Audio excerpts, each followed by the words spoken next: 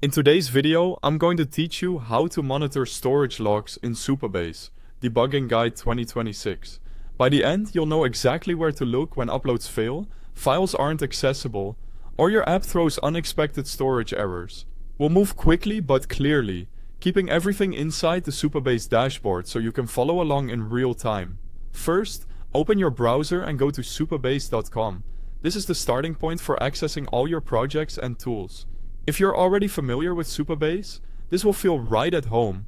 If you're new, don't worry. Everything we do today happens in just a few clicks.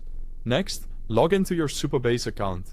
Use your preferred sign-in method, whether that's email and password or a single sign-on provider. Once you're in, you'll land on the main dashboard, which is your hub for organizations and projects. On the home page, select your organization. Think of an organization as the container for your team's projects and billing.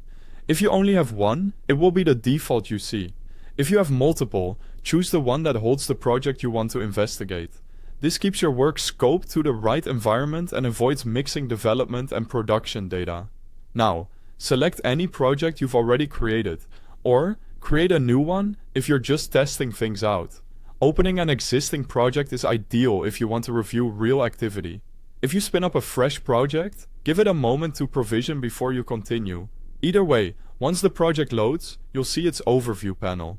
From the project overview, click Status. This page centralizes the operational health of your project, making it easy to confirm if services are behaving as expected. It's a helpful starting point before you dive into specific logs, because it can reveal broader issues affecting APIs, the database, and storage. In the storage section, click View Logs. You'll jump straight into the storage log viewer.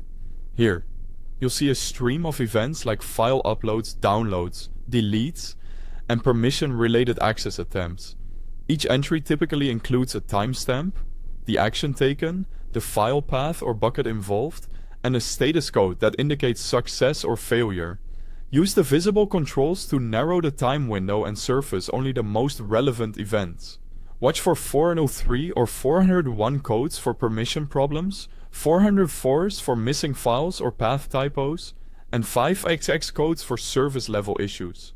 Timestamps help correlate events with user reports, and status details can point you to storage policies or client-side calls that need attention. With this information in hand, you can quickly validate whether the request reached storage, what happened to it, and where to focus your fix.